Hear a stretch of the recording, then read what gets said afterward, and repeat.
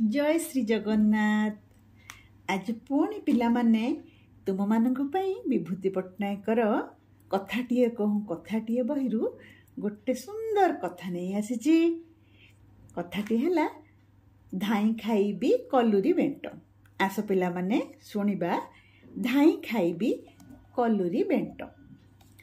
गोटे छोट गाँ, से गाँ रे गोटे गरीब स्त्री लोक थाए।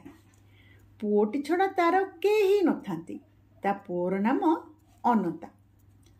अनंतार माँ गाँ सारा मूल लगी चले। कहा घरे धान कुटे तो आउ कहा घरे बासन माजे, धान पाछुड़े, बेसर बाटे। पैसा सांगरे केही चाउल पोषे कि परिबा दुईटा देले सेटा तार उपुरी लाभ। सुखे दुखे से चाउल परिबा रांधी पुओ को खुआए। बलिले निजे खाए, नहेले तोराणी मुंदिए पी भोक मारे। अनंता भारी चगला, काम धंदा ना धरे नहीं, कुटा खंड को भी दिखंड करे नहीं। किंतु खाई बसिला बेले भल तरकारी पाई जिद धरे। माँ टिकिए आकट करी कहिले से हांडी कुंढेई पेटी भांगी दिए। दिने माँ बिचारी केते आड़ू मागी जाची परिबा आणला। 6 प्रकार भजा तरकारी कला। पुओ को पाखरे बसई बड़ई बड़ई खुआइला।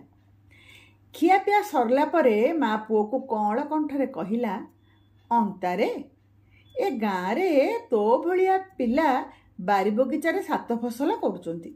निजे खाई बळुची बोली परिबा पत्र बिकी 2 पैसा रोजगार करुचंती।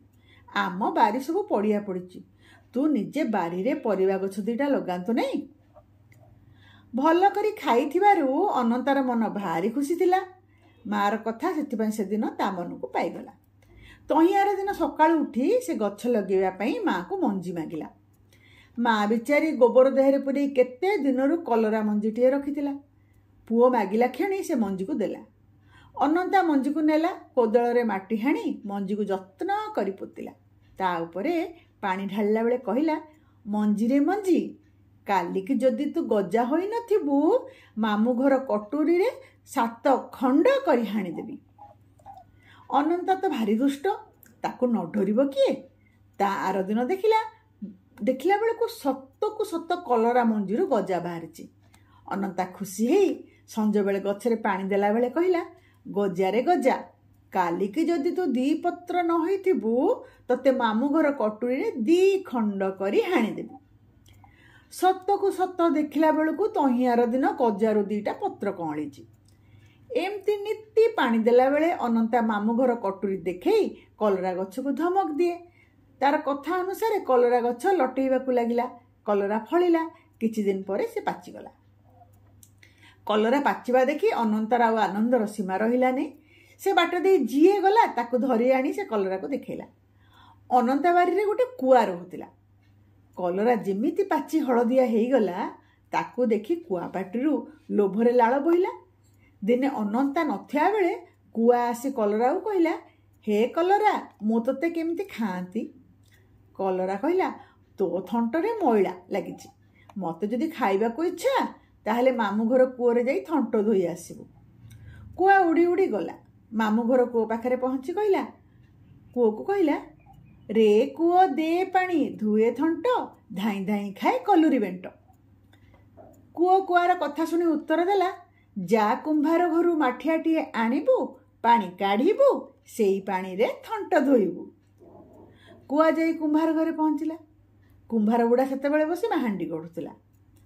कुंभार आगे बसी पड़ी कुआ कहिला, दे कुंभार माठिया गोटी, काढ़िबी पानी, धोइबी थंट, जाई खाइबी कलुरी बेंट। कुंभार बुढ़ा काउ कथा सुनी मने मने रागिगला। मागणा माठिया दबाकू तार मन नथिला। सेथिपाई सिए कहिला, तोर जदि माठिया नबाकू मन ताहले जा बिलरू माटी आनिबु, सेई माटी रे मो माठिया गड़ी देबी। कुआ आउ डेरी न करी बिल को दौड़ी गला। बिल कानरे राउ राउ होई कहिला, हे बिल दे माटी, गढ़ु कुंभार माठिया गोटी, काढ़े पानी धुए थंट, धाई धाई खाए कलुरी बेंट। बिल काउ कथा सुनी हसीदेला। कहिला, तो थंटरे तो धार नहीं, तू माटी खोलिबु केमिति? तू जाई मिरिग पाखरु तार सिंग आणे, सिंघरे माटी खोली नहीं जिबु। पाख जंगल रे मिरिगटिए सोईथिला। ତା ପାଖରେ ପହଞ୍ଚି କୁଆ କହିଲା, ରେ ମିରିଗ ଦେ ସିଂହ, ଖୋଳେ ମାଟି ଗଢୁ କୁମ୍ଭାର ମାଠିଆ ଗୋଟି, କାଢ଼େ ପାଣି ଧୁଏ ଥଣ୍ଟ, ଧାଇଁ ଧାଇଁ ଖାଏ କଲୁରୀ ମେଣ୍ଟ। ମିରିଗ ଭାରି ଚାଲାକ। କାଉ କଥା ଶୁଣି ସେ କହିଲା, ଦେଖ ଭାଇ, ଦିନସାରା କିଛି ନ ଖାଇ ମୁଁ ଉପାସରେ ଅଛି। ତୁ କାଳି ଗାଈ ପାଖରୁ ଦୁଧ ଆଣେ, ମୁଁ ଦୁଧ ପିଏ, ମୋ ଦେହରେ ବଳ ହଉ, ତାହେଲେ ମୁଁ ତୋତେ ସିଂହ ଦେବି। କାଳି ଗାଈ ଦାଣ୍ଡ ଦୁଆରେ ବନ୍ଧା ହେଇଥିଲା। ସେ ଘର ଚାଳ ଉପରେ ବସି କୁଆ କହିଲା, ରେ କାଳି ଗାଈ ଦେ ଦୁଧ, ପିଉ ମିରିଗ ଦେଉ ସିଂହ, ଖୋଳେ ମାଟି ଗଢୁ କୁମ୍ଭାର ମାଠିଆ ଗୋଟି, କାଢ଼େ ପାଣି ଧୁଏ ଥଣ୍ଟ, ଧାଇଁ ଧାଇଁ ଖାଏ କଲୁରୀ ମେଣ୍ଟ। କୁଆ କଥା ଶୁଣି କାଳି ଗାଈ କହିଲା, ଭଲ କଥା, ତୁ ମୋତେ ହିଡ଼ ମୁଣ୍ଡରୁ ଘାସ ଆଣିଦେ, ମୁଁ ଘାସ ଖାଇସାରିଲେ ଦୁଧ ଦେବି। କାଉ ବିଚରା ଉଡ଼ି ଉଡ଼ି ଯାଇ ଗହୀର ବିଲ ହିଡ଼ ମୁଣ୍ଡରେ ପହଞ୍ଚିଲା।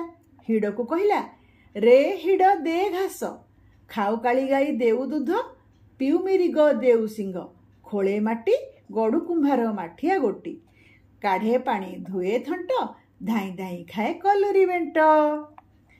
କୁଆ କଥା ଶୁଣି ସାରି ହିଡ଼ କହିଲା, ଦା ନହେଲେ ତୁ ଘାସ କାଟିବୁ କେମିତି?